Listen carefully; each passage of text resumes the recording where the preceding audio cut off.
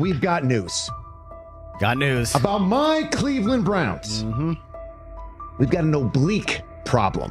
Obliques are big deals, especially when it's your quarterback. Now, he might be fourth on the depth chart, but he was number one in the preseason game last week, and he did a great job. 138 yards, 2 touchdowns. Shedeur Sanders has an oblique injury. That is not good. I do not like this. I hate this because I want to see more reps for Shedeur Sanders. Shedeur Sanders, a projected breakout this season, has been sidelined unexpectedly. The Browns coaching staff confirmed an oblique injury significant enough to keep him out of all activity. No reps, no drills, no warm-ups. Concerns are rising about how this may affect his momentum and force adjustments to the team's plan. The focus now is his recovery timeline, the impact on his development, and the next steps for the quarterback depth chart. Browns rookie quarterback Shedeur Sanders injured his oblique during practice today, putting his status in doubt for Saturday's preseason game against the Eagles. He's the latest quarterback on Cleveland's roster who has dealt with a health issue, joining fellow rookie Dillon Gabriel and Kenny Pickett. Sanders, who is trying to fight his way up the Browns depth chart, started the preseason opener last week and threw to practice. So how concerning is this for Shedeur as he is trying to, again, make his way up the depth chart, be QB2, potentially QB1 in the future? Dillon Gabriel taking Shedeur Sanders' QB1 spot after Sanders suffers an oblique injury is more than a roster change. It signals the staff is choosing urgency over efficiency. You do not replace a quarterback operating near a 70% completion rate with one coming off a 32% outing unless the decision is driven by desperation or poor evaluation. That is not strategy, it is avoidable loss of production. The impact on accuracy, timing, and drive sustainability is clear, and the difference is apparent to anyone watching. Well, here's what we know. I mean, after practice, Kevin Stefanski, the head coach of the Cleveland Browns, was not available to the media, but I did talk to him on the field as the players were coming off, and he told me that Shedeur Sanders complained of oblique soreness during the warm-ups this morning. Shedeur Sanders' absence isn't just a gap in the lineup, it's a setback for the entire offense. He thrives under pressure and makes throws others won't attempt. When he's healthy, every pass has intent, every drive has rhythm, and opposing defenses know they're in for a long day. Replace him with Dillon Gabriel and the defense senses an opening. Corners press tighter, safeties cheat down, and linebackers blitz more aggressively because they don't expect the same timing, velocity, or accuracy. Yes. I mean, yeah, I'm a fan. I'm not even going to try to hide it. Rich, you guys are fans. Like, you guys talk about the Cleveland Browns quite a bit. Yeah, it's almost annoying to me. It aggravates people. Like, people don't like the fact that Rich talks a lot about They must love I'm here. But it's like, you have a friend, and that friend's child is following in the family's footsteps. You want them to do well. I don't know why people have such an issue. I know Rich is supposed to be impartial, but it's kind of hard when you have that type of tie to it. But yeah, I'm rooting for Shedeur, man. And Dillon Gabriel's 32% completion rate isn't just poor, it's untenable at this level. A number that low needs no context. It means 2 misses for every completion. Weather, opponent, and play calls are secondary when efficiency is that limited. That output does not sustain drives or keep the full playbook viable, yet he is starting while Shedeur Sanders is sidelined. The contrast is clear. Sanders brings accuracy, timing, and command. Gabriel's recent performance reflects inconsistency and missed opportunities. Choosing Gabriel under these circumstances reduces offensive reliability and invites defensive pressure. It is a decision that sacrifices efficiency and field position. So it'll be interesting to see what happens with Dillon Gabriel, but to the Shedeur Sanders point, it is unfortunate because I thought he was gaining some momentum. I know the practice that they had before they left for Philly, Daniel Oyefusi reported that he actually took the most reps of all of the quarterbacks. And that was the first time that had happened. It was the first time that he had went ahead of Dillon Gabriel, practicing with the twos, etc. So, like, coming off that stout performance against the Carolina Panthers, he was gaining momentum. If this were a clean evaluation, there would be no debate. Shedeur Sanders is the clear choice. He's accurate, composed, and consistent with a track record of high-level production. Dillon Gabriel remains a question mark, and not the kind that stresses defense. He's the kind that makes coaches consider leaning on the run to limit risk and protect field position. The reality is that injuries create openings for players who haven't earned them. Gabriel has stepped into QB1 while Sanders is out, but that reflects circumstance, not superiority. We don't know the severity of this oblique injury and whether it will even keep him out of Saturday's game against the Eagles. As for moving up the depth chart, I'm the Browns preseason sideline reporter. I was there Friday night when he burst onto the stage and set the NFL world buzzing. And yes, his demeanor was tremendous. His poise was tremendous.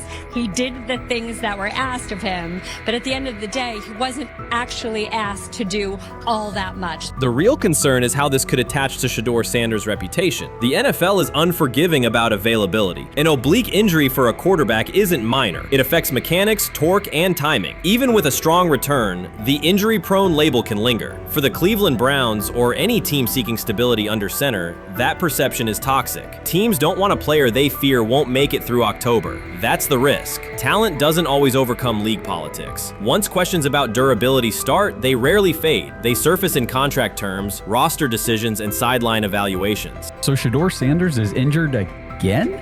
If you were following along on social media today for the Browns' first joint practice in Philadelphia against the Eagles, wow, you were in for a tumultuous ride. I mean, all the reporters, both Browns and Eagles reporters, were pretty much flabbergasted at the fact that Shedeur Sanders was taking 0 team reps during the day, and even Tyler Huntley was getting team reps instead of Shedeur. And then it came out, obviously, you know, everybody's speculating. There's people calling for Kevin's jobs. And before I go any further, I don't blame anybody, ever. Meanwhile, Dillon Gabriel's numbers should be sidelining him, not elevating him. A 32% completion rate isn't a dip, it's a warning sign that points to issues with field vision, timing, and receiver cohesion. That's the quarterback taking snaps while Shedeur Sanders is out. Put their work side by side and the gap is obvious. Sanders shows consistent placement, timing, and footwork that reflect high-level execution. Gabriel's recent output introduces variability that shrinks the call sheet and stalls drives. You can't claim the priority is winning while starting a quarterback who isn't reliably delivering routine completions.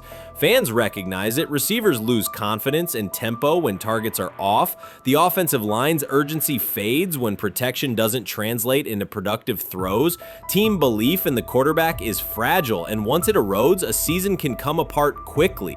We could be looking at, 3/4 of Snoop and maybe 1/4 of Dillon Gabriel. Not really exciting for the fans. Of course, it would be nice to see what Dillon looks like. Did spend third-round capital on him. If you're Dillon Gabriel and you're a rookie, is not you be want to get healed. You want the reps. You want to take these reps. So what do you do to prepare yourself and get ready? Because, man, when rookies get injured, it's like these reps are so valuable. Yeah, sets them back a lot. We do have some video here. Mike Garafolo had some video of Jalen Hurts kind of helping Shedeur use his cart to get off the field here. Shedeur Sanders changes the entire equation. His presence under center keeps defenses honest, keeps teammates engaged, and expands the coaching staff's options. You can call vertical shots, open the playbook, and control the game's tempo. Dillon Gabriel limits that. With him, the playbook narrows, drives stall, and the defense ends up on the field too long trying to compensate. The Cleveland Browns are not in a position to gamble at quarterback. This is a franchise with a difficult history at the position. With Gabriel, the issues are visible from the stands. A 32% completion rate won't jump to 60% with a few extra reps. If anything, it will decline as defenses present looks they would not risk against Shedeur. And that's the core issue. Shedeur Sanders at 80% is still a better quarterback than Dillon Gabriel at his best. That isn't exaggeration, it's the numbers. If Sanders is a 70% passer when healthy, even a drop to 60% keeps him well ahead of where Gabriel is now. Yet the team is rolling with the quarterback who isn't delivering routine completions. Every week Sanders is out, his hold on QB1 loosens. That's the hard truth. The longer Gabriel stays in the role, the more coaches cite continuity and chemistry to cover what's happening on the field. Every throw and every drive has to be a statement, not just to win, but to erase any notion that Gabriel is a legitimate alternative. In the NFL, QB1 isn't handed back because you used to be the best option. You have to take it. Started off with some positive news for Shedeur, and then it kind of just went left real quick. Shedeur got the news early on that if Dillon Gabriel couldn't go, he would get his second straight start in the Saturday preseason game against the Philadelphia Eagles. And then he went on to injure his oblique. For the fans who don't know exactly what part of the body the oblique is at and what that injury is and how it can impact the quarterback, can you explain to them what is an oblique injury? It's like up in this area, right? Well, you can't see me, but like right up in here, you know, when you go to throw, like obviously that's all that. So the truth is straightforward. The Cleveland Browns, or any team in this situation, aren't going anywhere meaningful with Dillon Gabriel under center. You can frame it as progress and point to selective highlights, but reality will level it out, and by then the season is already slipping. Shedeur Sanders is the difference between a team with a path forward and the team playing out the schedule. He reads coverages, delivers on-time throws, and forces defenses to respect every level of the field. Gabriel turns the offense into guesswork. The NFL is built on results, and the results are clear. Gabriel's 32% completion rate functions as a warning sign. It doesn't need context, a clinic, or a film session to explain. It signals inefficiency that stalls drives and compresses the playbook. Yet he has been handed the role Shedeur established through precision, composure, and production. That decision undercuts the stated goal of winning. With Sanders, the offense retains structure, rhythm, and threat. With Gabriel, it narrows and exposes the defense to longer stretches on the field. Many observers declared Deion Sanders was finished. They argued that his public style attracted unnecessary attention, that his health had deteriorated too far, and that his coaching career was approaching an abrupt conclusion. They misread his resolve. When speculation intensified, Sanders did not schedule a press conference or issue a formal statement. Instead, he released a short video recorded at his Texas home, walking alongside recording artist Lil Wayne. The footage established two facts. Although Sanders still walks with a limp, he remains active, and he intends to return to the sideline.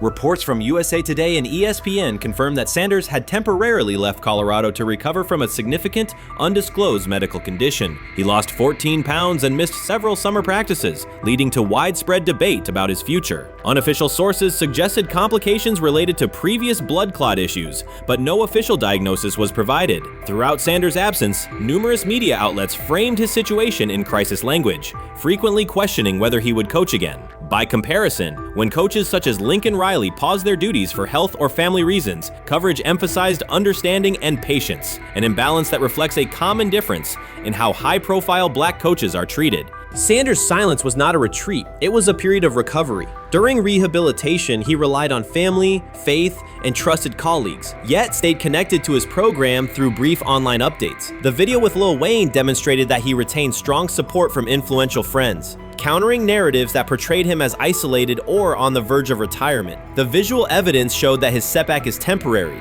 and that he remains determined to lead Colorado into the forthcoming season. Since accepting the Colorado position, Sanders has dramatically elevated the program's national standing. He first drew national attention to Jackson State and the broader HBCU football landscape, then moved to Boulder and transformed a one-win team into a central storyline in college athletics. His approach, combining hip-hop culture, direct communication, and open expressions of faith, has challenged conventional expectations for head coach behavior. Each step forward has been met with heightened scrutiny. His time at Jackson State was labeled a publicity stunt, his departure for Colorado was framed as abandoning HBCU culture, and his social media presence has been cast as distraction from traditional coaching responsibility. Critics often magnify Sanders' missteps and question his motives, while comparable actions by other coaches receive neutral or sympathetic coverage. Showings of enthusiasm from Brett Favre and disciplinary intensity from Nick Saban are celebrated as competitive passion, yet Sanders' displays of confidence are frequently labeled arrogance. The discrepancy illustrates deeper biases rather than differences in performance. Sanders' success challenges entrenched expectations of how a college football leader should look, speak, and act, especially a black coach who refuses to downplay his identity.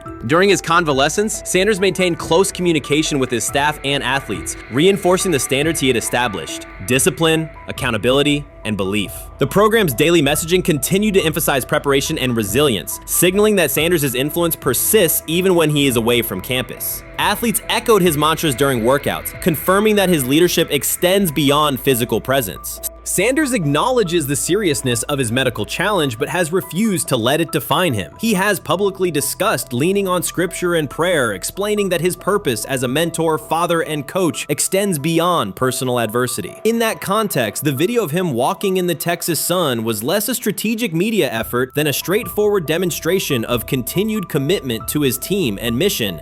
Colorado still requires Sanders' vision, Prior to his arrival, attendance was low, national media attention was minimal, and recruiting momentum had stalled. Sanders' leadership brought renewed energy, authentic identity, and higher standards of accountability. Players who previously lacked representation in college football leadership found a coach who shares, affirms, and elevates their cultural background. Sanders supplements conventional coaching priorities, scheme, fundamentals, and execution with empowerment initiatives that cultivate self-confidence and authenticity. As preseason camp approaches, Sanders intends to resume full involvement, even if medical recovery remains ongoing. His presence is expected to restore on-site leadership, stabilize the locker room, and direct media coverage toward on-field progress. For Sanders, the objective extends beyond compiling wins and includes completing a cultural transformation that expands how success and leadership are defined in modern college football. Those who predict his decline overlook the underlying traits, faith, perseverance, and purpose that have supported Sanders throughout his career.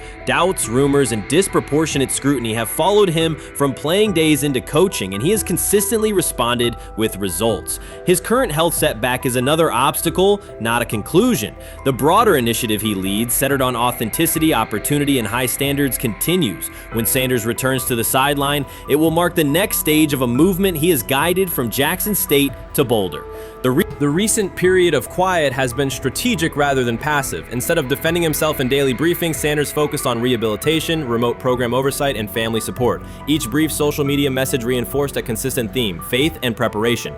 He has articulated gratitude for medical professionals and has reiterated that his mission at Colorado is unfinished. His public references to scripture have been direct but measured, aligning with his long-standing practice of integrating faith into leadership.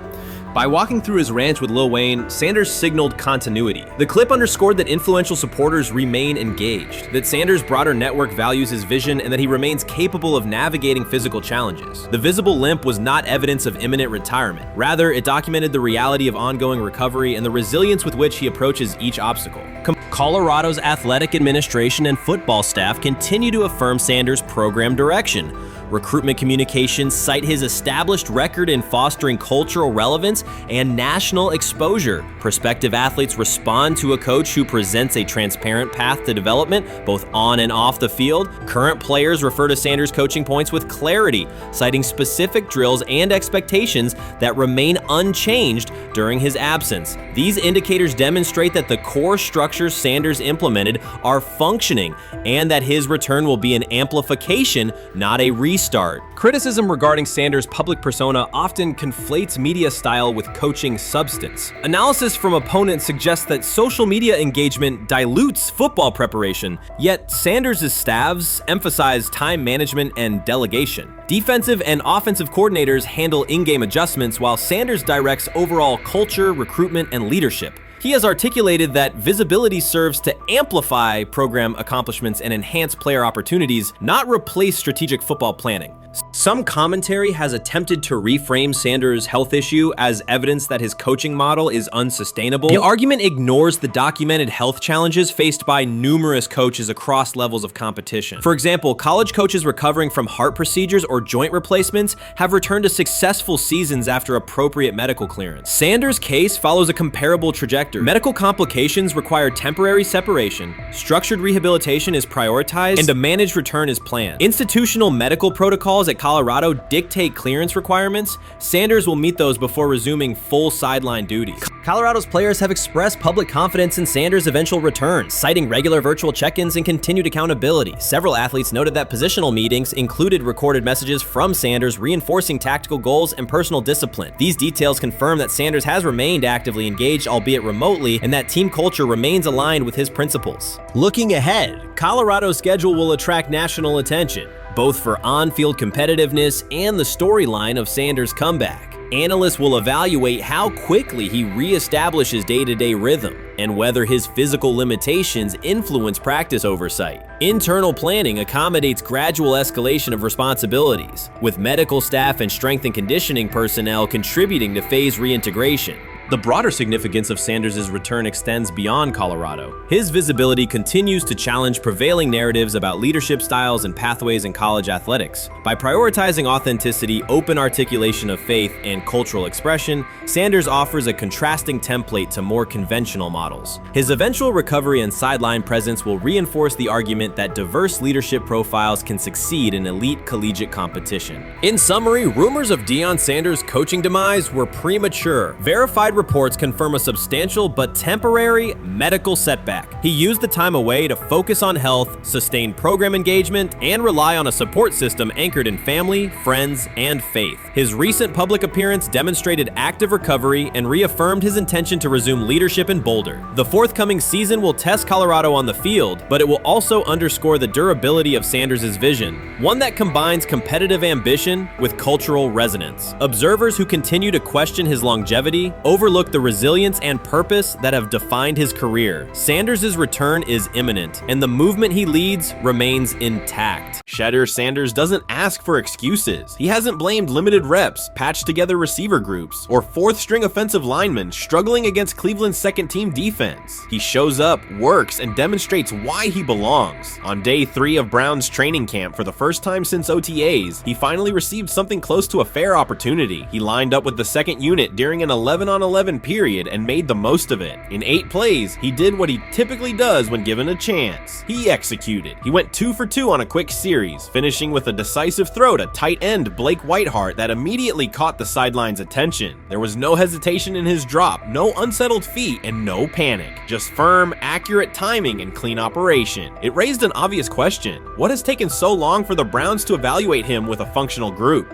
The story isn't only about one throw, it's about the delay before it. Sanders has been the guy for most of his football life, commanding high school programs, starring in the Southwestern Athletic Conference at Jackson State, then operating under national attention at Colorado. For the first time, he's been told to wait. He has treated that reality as part of the job rather than a setback. He has prepared like a professional since the moment he arrived, and on the 3rd day of camp in heavy heat, he let the football represent his case. While coverage focused on the veteran presence of Kenny Pickett and Joe Flacco, Sanders made an impression with minimal volume. The difference with the second team was immediate. Protection held up, routes were on schedule, and progressions unfolded as designed. Within that structure, he looked like the quarterback who led efficient offenses at Jackson State and Colorado. Calm in the pocket, decisive in his reads, and accurate to tight windows. This was not simply a good practice period, it was a clear statement. He was not just operating the script, he was directing it. The timing was sharp, the reads were clean, and the seam throw to Whiteheart was a high-level anticipation throw, professional in placement and pace. The narrative around Sanders should reflect that when he is placed in a workable situation, his strengths are visible. Early work with 4th unit personnel included protection issues and unreliable spacing. With the 2nd unit, those variables stabilized and his work looked consistent with his resume. The performance supported a straightforward conclusion. The evaluation should move forward with higher quality reps. Sanders has been explicit about his approach. He does not request special treatment. He intends to be prepared so that when an opportunity appears, he can step in without a drop-off. He has said he wants to be ready for anything and not offer explanations after the fact. That mindset fits what teammates and coaches have observed. A quarterback focused on the assignment, not the conversation around it. The conditions were demanding: relentless sun, heavy humidity, and a practice tempo that stressed decision-making. Many players fatigued as the session wore on. Sanders did not show signs of rushing reads or forcing the ball. He managed the pocket, reset his base when necessary, and continued to deliver on time. The path he has taken, HBCU starter in the SWAC, then Power 5 starter under constant attention, has prepared him for compressed evaluation windows. He has been under scrutiny for years. The heat did not change his process. He moved defenders with his eyes, anticipated breaks, and stepped into throws with balance. The crowd was not chanting his name, and there were no ovations. That was irrelevant to the task. He is focused on the locker room and the staff, and he is building credibility the same way he did at previous stops, by being reliable when the ball is snapped. Quarterbacks coach Bill Musgrave has emphasized ignoring external noise and keeping attention on install, footwork, and timing. Sanders is familiar with the dynamic. He has been followed by cameras and commentary since his early teens. He has experience living with attention and still adhering to routine. Under heat, with a narrow set of snaps and multiple decision points, he stayed composed and effective. 2 speeding citations, 91 miles per hour in Brunswick and 101 miles per hour in Strongsville, became national items. General Manager Andrew Barry characterized the decisions as not smart and stressed that it's not only about driving fast, but about the safety of others. Sanders accepted responsibility, stated that he learned from the incidents, and said he would follow the rules. The attention to those citations did not alter his daily schedule or his practice preparation. He arrived early, stayed engaged, and kept the discussion centered on work. Away from the field, he spent time at Rainbow Terrace in Cleveland after a significant apartment fire, distributing supplies and checking on families affected by the incident. There was no formal media rollout around the visit. It was an instance of direct engagement with the community without publicity attached to it. That reflects the same approach he shows inside the building. Do the work first. Sanders treats each rep as if it might be his last for the day and his only chance to show a specific element on tape. He prepares for protections, cadence variations, route adjustments, and timing with a level of detail that compresses the learning curve. When he is not under center, he studies coverages from the sideline, charts plays, and reviews video before and after practice. He writes down the next day's calls so he can anticipate checks. He has referenced using virtual simulation tools to replicate snaps he does not receive physically. That is not a passive stance, it is an active attempt to reduce the distance between classroom and field. He is building relationships across the roster, not just with projected starters. He communicates with defensive backs to understand what they see and how they react to certain stems. He spends time with offensive linemen to align on cadence and protection calls. He connects with newer players away from the facility so that communication improves in practice. That is practical leadership, consistent, low visibility work that becomes obvious when the ball is snapped and the operation is smooth.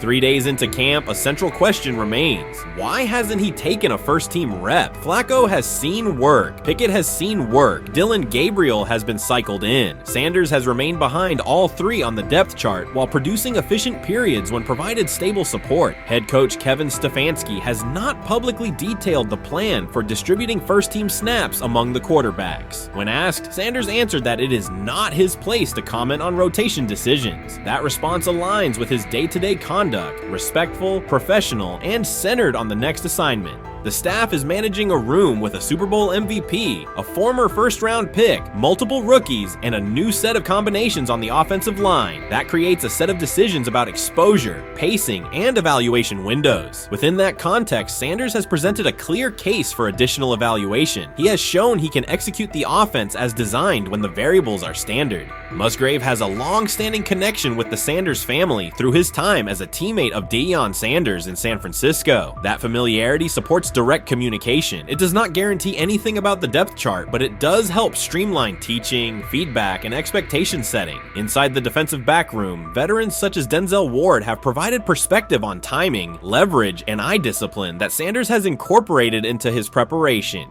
He is operating without the immediate family structure that defined his college environment. Away from his brother Shiloh and his father Deion, he is managing his own housing, nutrition, recovery schedule, and all the smaller tasks that accompany an NFL routine. Those adjustments matter because they influence consistency across a long camp. He has treated those responsibilities as part of the job rather than distractions, which is reflected in a steady daily approach. What he showed on day 3 with the second unit was not a surprise to those who have tracked his prior work. It was a continuation of a profile, efficient sequencing, clear timing, and consistent ball placement when protections and routes hold up. The 8-play period was short, but it was enough to reinforce the point. He doesn't need a large sample to demonstrate baseline operation. He needs a fair sample to test ceiling and adaptability. There is also the matter of perception. Public attention concentrated on the speeding tickets and the general manager's response. Less attention fell on the preparation, the efficient period with the second team, or the community engagement at Rainbow Terrace. That imbalance is common in training camp narratives. Sanders has handled it by keeping his answers simple and his focus on football. He has not tried to redirect the conversation. He has done his work and waited for additional reps. The objective next step is straightforward. Expand the evaluation with higher unit personnel and standard opponents. That does not require a complete reshuffling of the depth chart. It requires allocating a defined sequence of first-team snaps so that timing with starting receivers and protections with starting linemen can be measured on tape. The staff can then compare operation speed, accuracy under pressure, red zone decision-making, and 2-minute mechanics against the other quarterbacks. That is the most direct way to clarify the competition. None of this dismisses the experience or track records of the veterans in the room. It emphasizes that the purpose of camp is to test assumptions with current performance. Sanders has provided enough evidence with the second unit to justify a broader look. He has shown that the pace of his feet matches the pace of his eyes, that he can hold safeties with his shoulders, and that he can drive intermediate throws without float. He has also shown discipline to take the clean completion rather than force the vertical shot when leverage dictates otherwise. Every day, he has addressed the controllable items, meetings, note-taking, install recall, cadence management, and post-practice review. He has not asked for public guarantees. He has asked for an opportunity to compete on comparable terms. The 8-play sequence with the second unit was a small but clear example of what he can do when those terms exist. The staff's communications have been measured. Stefanski has not laid out a schedule for first-team rotations publicly. Barry addressed the speeding incidents directly and emphasized standards for decision-making off the field. Sanders accepted the criticism, adjusted his behavior, and moved forward. Those are the relevant facts. What remains is a football evaluation that can only be completed by giving him snaps with the top group and measuring the results. If that evaluation occurs and he performs at the level he showed with the second unit, the conversation will shift from potential to placement. If it does not occur, the question will persist through camp. Why not test the full picture? Sanders has built a case based on preparation, poise, and execution. He has demonstrated leadership by building relationships across the roster. He has shown maturity in handling external issues directly and moving on. He has given the staff reasons, on the field and in the building, to continue the process.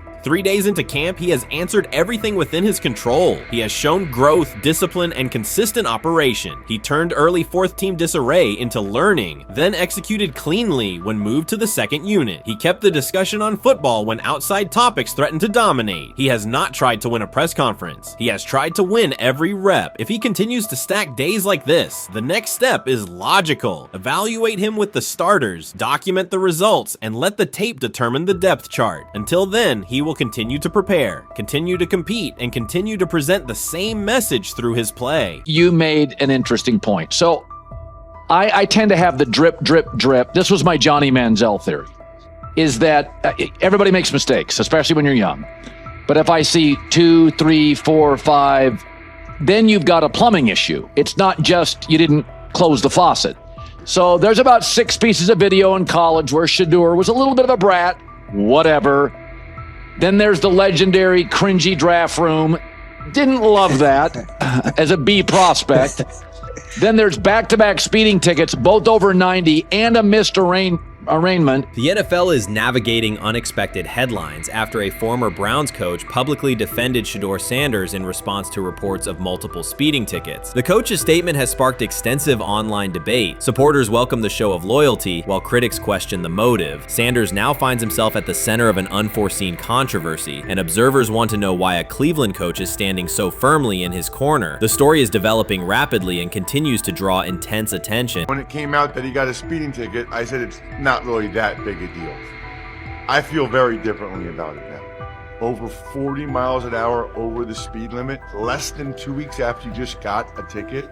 I don't know if that's entitlement or immaturity. There's got to be some teams that are feeling very good right now that they didn't draft him. Observers are focusing on Shedeur Sanders' recent speeding ticket, treating the violation as a measure of his character and sidelining his athletic, academic, and philanthropic accomplishments. The incident, driving 15 miles per hour over the limit in a borrowed Lamborghini, has drawn sharp criticism. In response, a former Cleveland Browns coach has taken the opportunity to comment, even though the franchise is widely viewed as unstable due to its frequent coaching changes and limited on-field success. By defending Sanders, he presents himself as an authority on discipline and leadership. The statement, coming from an organization seldom praised for stability, has nonetheless attracted considerable attention across the league. You want to defend him a little bit. I thought this was an interesting take.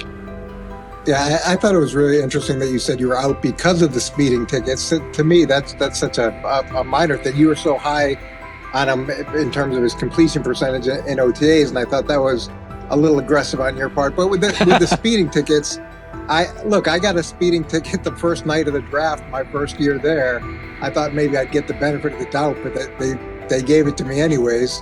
As soon as the former Browns coach defended Shedeur Sanders, social media erupted with commentary, resembling the volume of draft night coverage. Posts and opinions appeared within minutes, and criticism escalated rapidly. Detractors amplified Sanders' minor speeding violation, while supporters argued that such reactions were disproportionate to a single traffic citation. Shedeur Sanders received 2 speeding citations, and the minor traffic issue quickly drew national attention. Before considering the former Browns coach's response, it is useful to clarify the facts. Sanders, son of Pro Football Hall of Famer Deion Sanders and a current college quarterback, was twice ticketed for exceeding the limit while driving a high-performance vehicle. Commentary on social media escalated rapidly, with critics framing the incident as a significant character concern, even as the league has historically tolerated far more serious legal transgressions. Stepping into the debate, a former Cleveland Browns coach, best known for a tenure filled with losses and contested decisions, issued a strong public defense.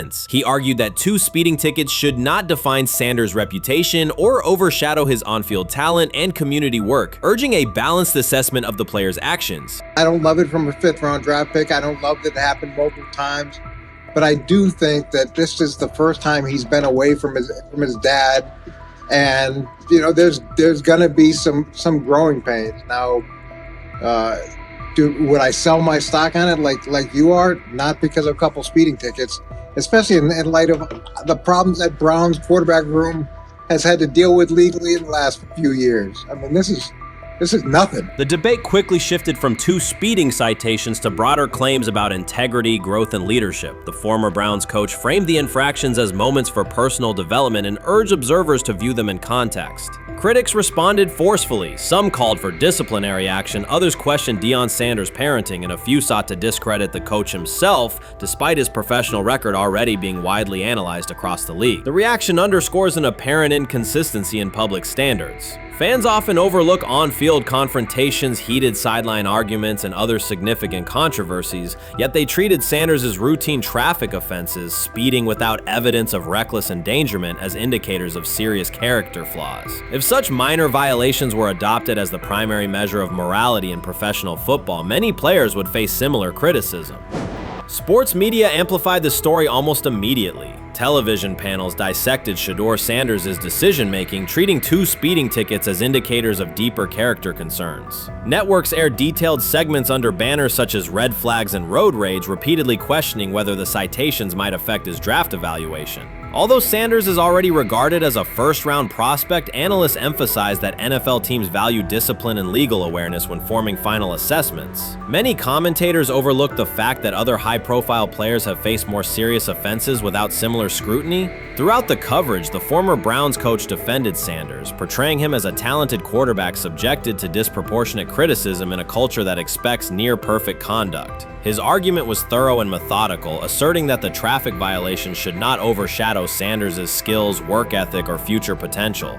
Commentators point out that the coach's intervention was not entirely selfless. He recognized the publicity potential. One day he was an overlooked figure from a struggling Browns era, the next he was a trending name across sports media. The discussion quickly expanded beyond Sanders' speeding citations to questions of image management and narrative control. Critics demanded disciplinary measures, public apologies, team sanctions, and formal statements, yet their objections seemed directed less at the traffic infractions themselves and more at Sanders' high profile, confidence, and resistance to traditional expectations. In practical terms, Sanders' brand remains intact. The coach secures renewed relevance, and the episode supplies another headline in the ongoing story of modern football. The next time Sanders is seen in a high-performance car, the debate will likely reignite, focused not on speed limits, but on the broader culture of the league. Meanwhile, new voices continue to join the conversation. Broadcaster Colin Cowherd has already weighed in, offering his own reassessment of the incident and its broader implications. Breaking news, Shedeur Sanders last night was pulled over going 100 miles per hour. All right, he clocked 101, 41 miles an hour over the speed limit in Cleveland. He will have the opportunity to fight the ticket in court. Now, I'm not exactly sure where he was pulled over, whether or not that it was in Ohio or whether or not that it was in his home state. But typically when you're going 40 over, that's flirting with the line of reckless driving.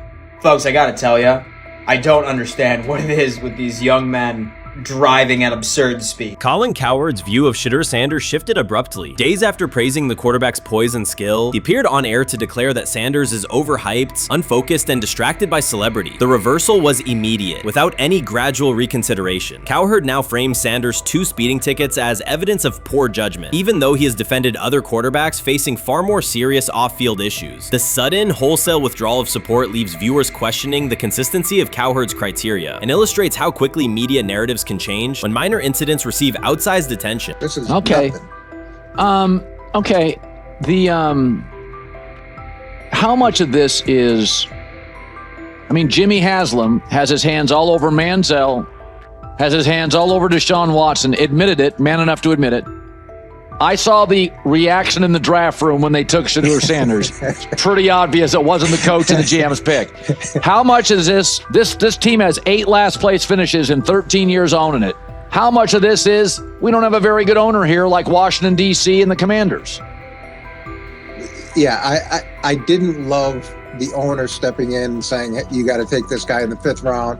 And I doubt they'll ever admit to it. While Colin Cowherd urged teams to move on from Shedeur Sanders, former Browns coach Eric Mangini offered a more measured response. Mangini, whose tenure in Cleveland was marked by mixed results, used his platform to provide context rather than condemnation. Instead of sensationalizing the speeding violations, he encouraged viewers to consider Sanders' circumstances. A 21-year-old quarterback whose life is scrutinized both on and off the field. Mangini acknowledged that the tickets were mistakes, but emphasized that they do not by themselves define Sanders' character or future. He noted the extraordinary attention athletes received today, combining the responsibilities of quarterback, public figure, and social media presence. Under such pressure, missteps are magnified, and criticism multiplies quickly. Mangini concluded that any evaluation of Sanders should weigh the totality of his behavior, performance, and growth, rather than isolate 2 traffic citations as decisive evidence of poor judgment.